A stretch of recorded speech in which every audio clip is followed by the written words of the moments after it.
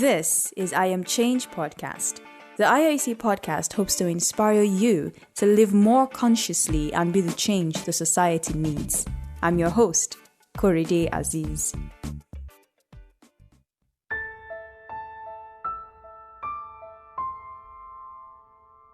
It probably seemed like that Monday was going to be like every other one before. 18-year-old Barakat Bello was having a bath when a gang of robbers broke into her home. They raped her, yet, unsatisfied with their heinous crime, they murdered her brutally. 23-year-old Vera Omozua was gang raped and beaten inside a church where she went to study. She died at the hospital 18 days after the incident. Two little girls, one Hadiza Seidu's daughter, the other, her niece, were raped by a neighbor who would sneak into their home when the children were alone to sexually abuse them. Did you also hear about the father who repeatedly raped two of his daughters at gunpoint? Or the gang of 11 men who raped a 12-year-old girl? Or the senior lecturer who locked his office door and raped a 17-year-old student on his table? We can go on and on with these stories, and these are only the few we ever hear about. In this episode of IAC Podcast, the question we're asking is, how do we end rape once and for all? Because frankly, we are tired.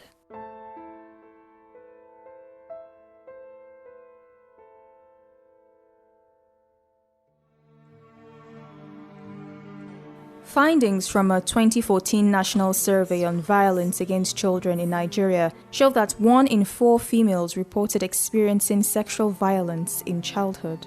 Approximately 70% of these women reported more than one incident of sexual violence. The study also found that 24.8% of women ages 18 to 24 years experienced sexual abuse before they turned 18 years old. And of all these women, only 5% sought help, with only 3.5% receiving any services. These figures are certainly disheartening, but have it at the back of your mind that it's very challenging to report exact rape numbers. And that's because many women who experience sexual violence don't come forward about their incidences. To help me answer the question, how do we end rape? Wuraola Abulatan joins us on this episode of the podcast. Wuraola is a communications professional and an activist who works as the communications team lead at Stand to End Rape.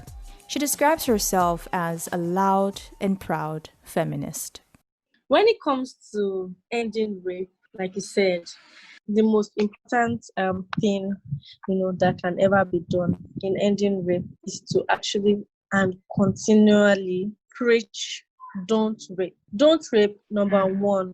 Number two is to ensure that you yourself as an individual, community, as part of member of the society at large, you are not contributing to rape culture. I think the next question I might follow from that now is, how do I know if I'm contributing to rape culture or not? Rape culture, a lot of things contribute to it, but the major one that almost everyone does is victim blaming. Other popular ones are rape jokes, looking away, catcalling, harassing, groping, just having the notion that sex is something that you take from someone or something that you give is part of rape culture. Sex is supposed to be something that you both engage in. Putting sex work aside. So if there's an exchange, there's an obvious consent is there, right? So that's like different. But we're talking of scenarios where you feel like you have to lie to get sex. That is part of rape culture.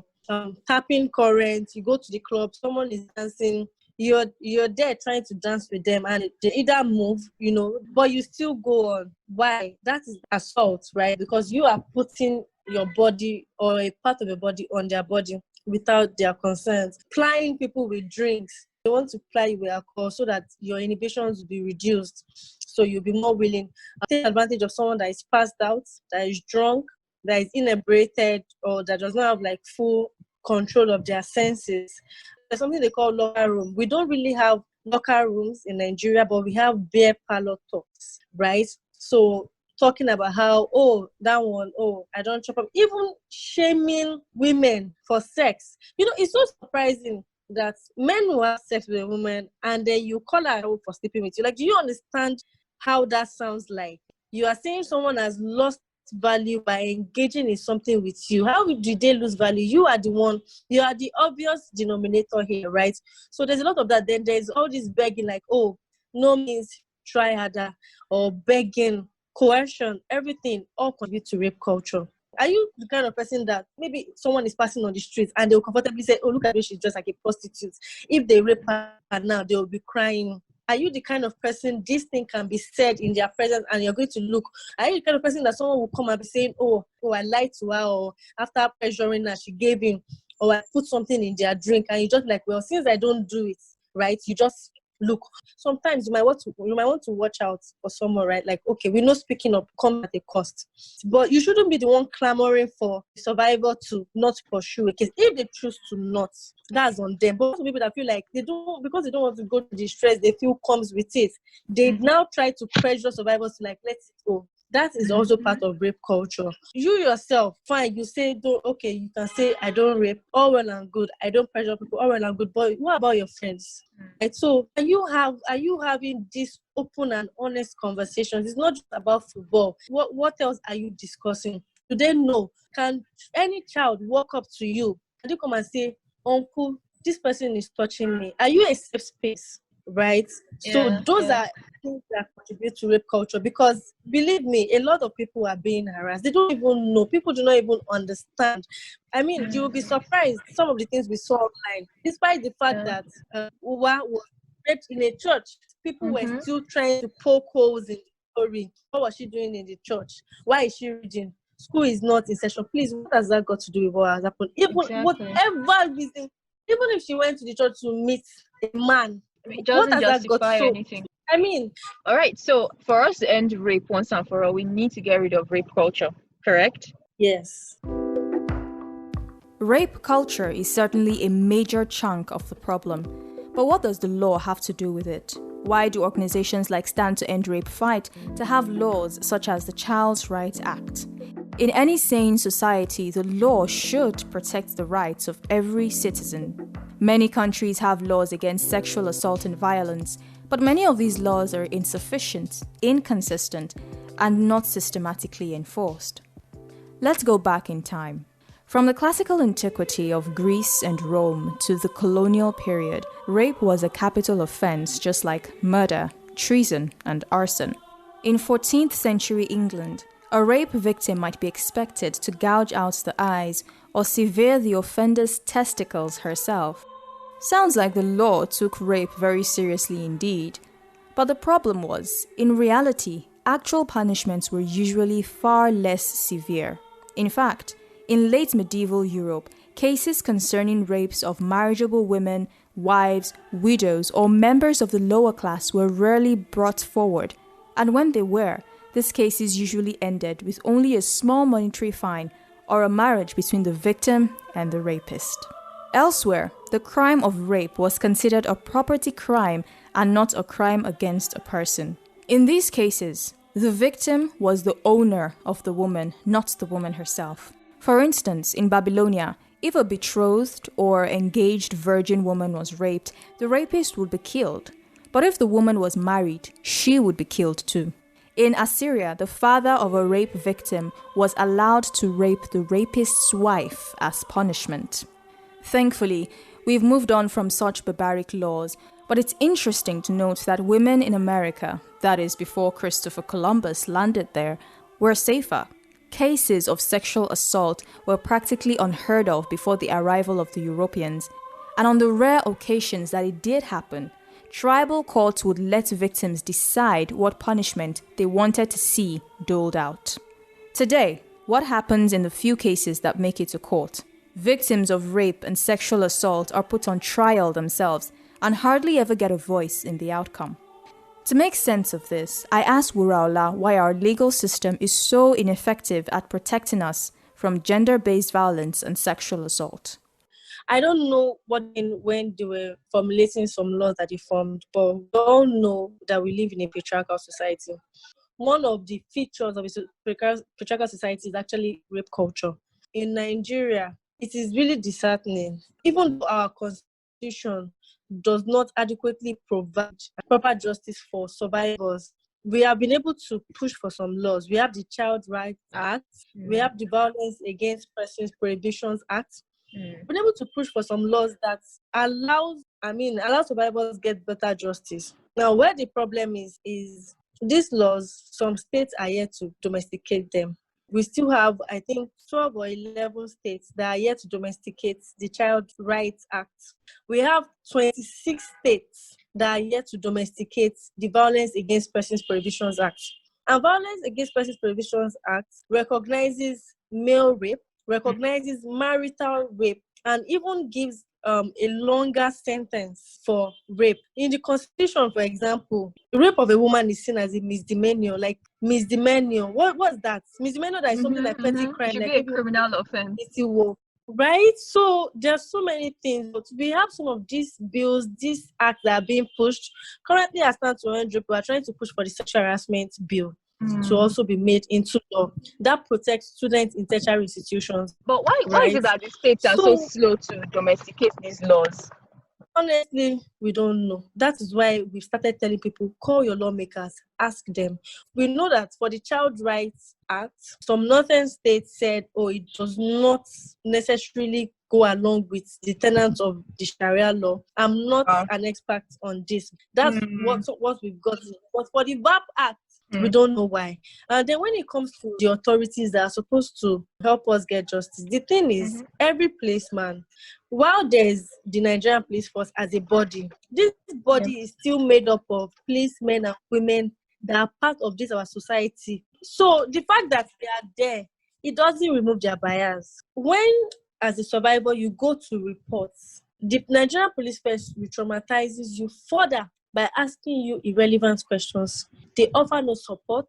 Then sometimes they are even used by accused or the alleged perpetrators to terrorize the survivors. There was a case we had to raise alarm on, I think 2 years ago.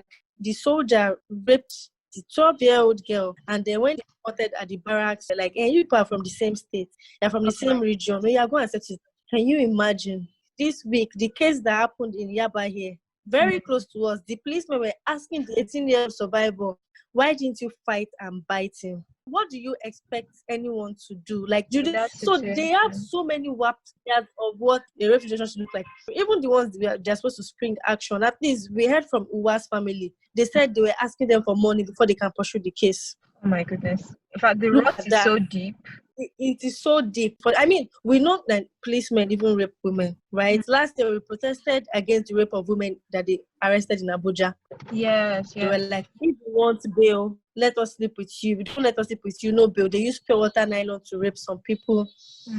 Very dehumanizing experience, right? Sex workers report all the time how policemen come to harass them and just rape them. And in fact, that's another issue on its own. Sex workers are raped. Some people believe that sex workers cannot be raped. They can't be because the consent they gave you is on that you pay them, right? And it's not even about paying.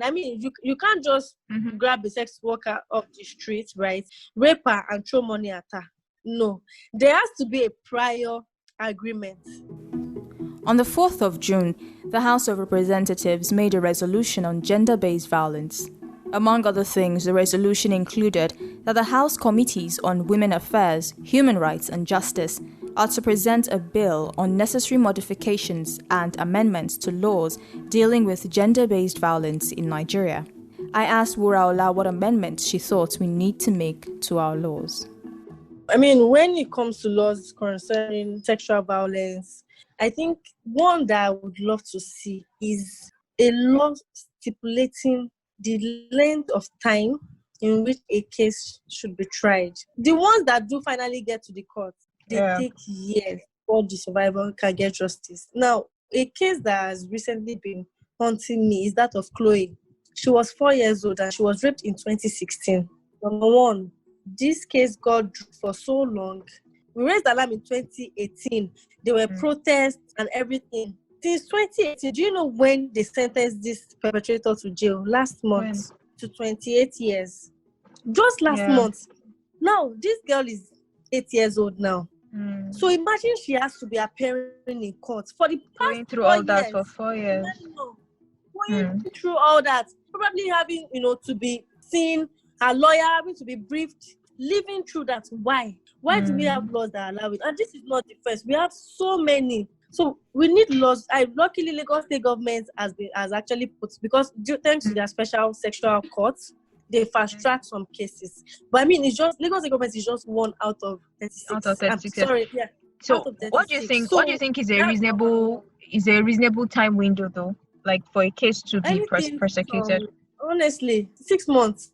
6 months is okay. Okay. Right? If you have your evidence, you have your perpetrator, if whoever it is want to appeal, whatever, but like that first court sentence, as soon as possible, let us get it out.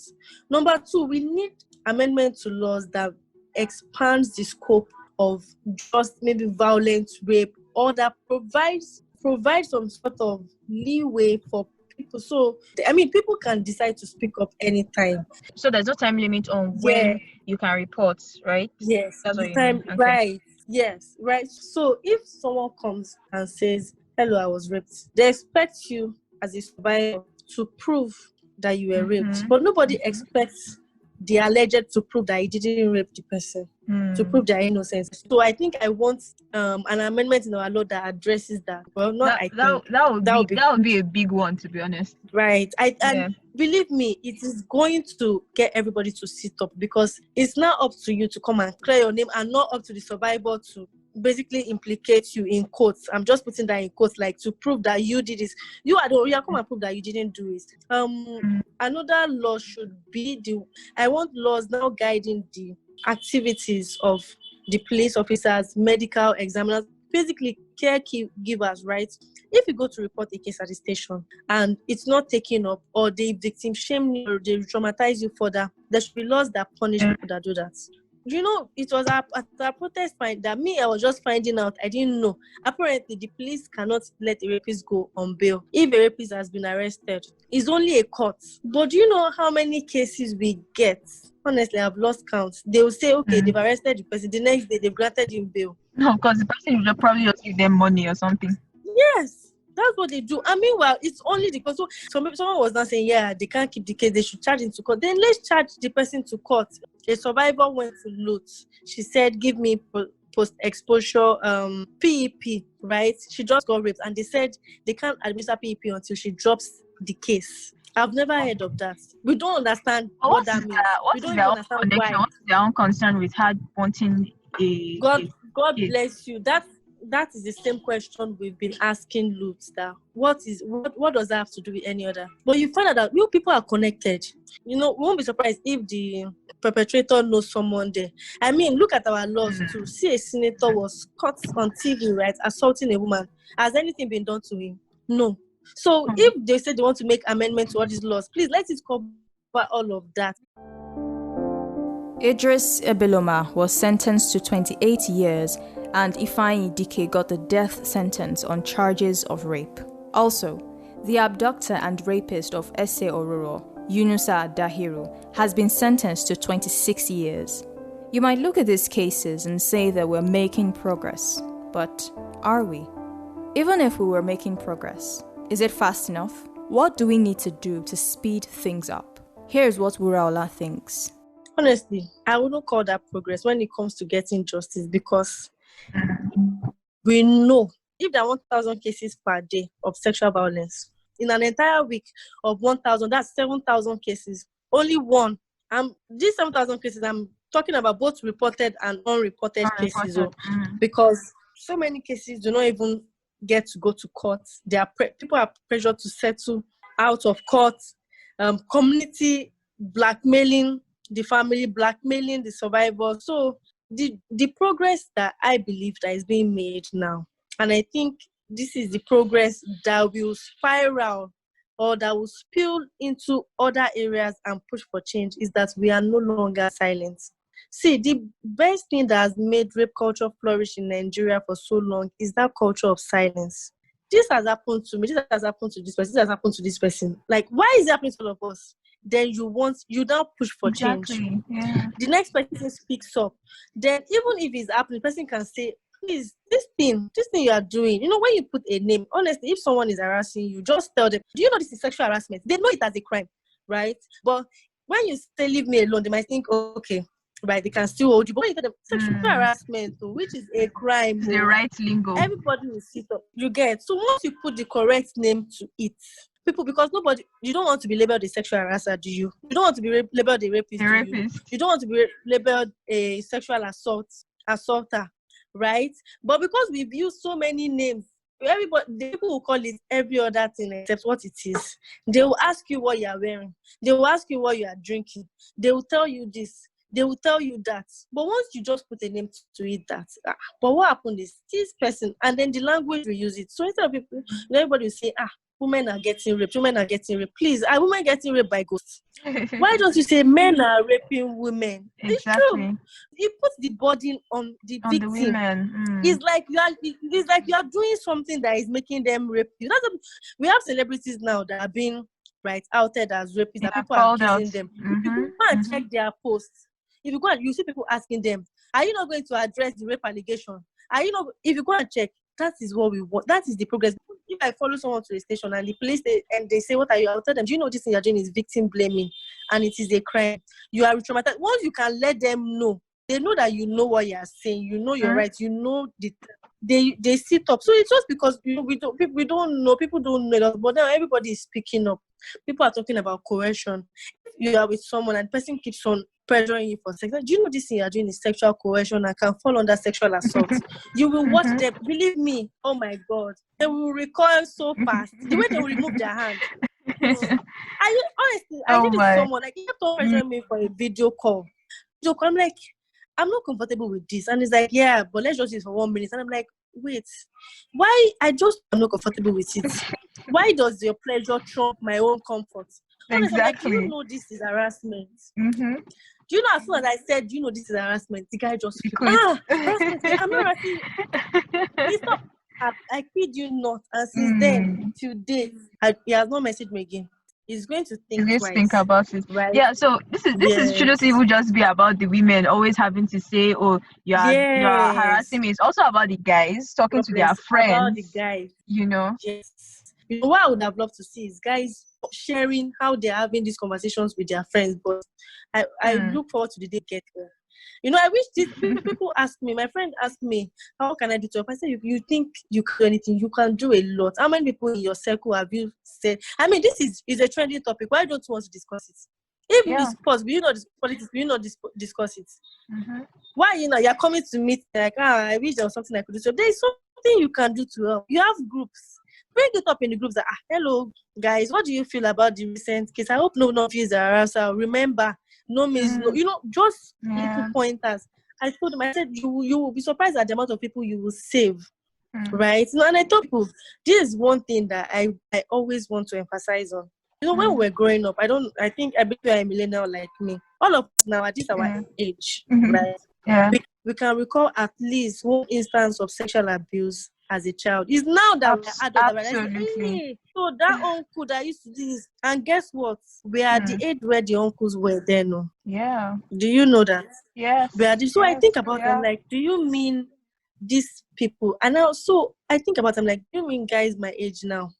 Most of them are possibly harassing younger girls, younger children. The only charge I have for people is what are you doing to ensure that the children of nowadays are not going to grow up to remember the same things. These are horrible things to be. The work lies with everyone, male and female. But more importantly, there's something they say guys listen to themselves more. That's why I always charge everyone in your circle. Go there. It's so funny. Someone will come, they'll introduce their girlfriend. You see the girlfriend looking like a second two children. You still be beating now. Why? Better call your friend to the side. Let them know that minors still have men that are chasing teenagers. Once you see a man talking, at least I grew up in like a communal neighborhood. If a man is chasing a young girl, everybody knows and sees. Right? I want a situation whereby they see that and someone can quickly call the man and say that, what are you? Do you know the crime? And she's a minor. It's true. You go criminal jail. offense. Honest, Take it more seriously. Just put statutory rape there. You believe me, they will fix up.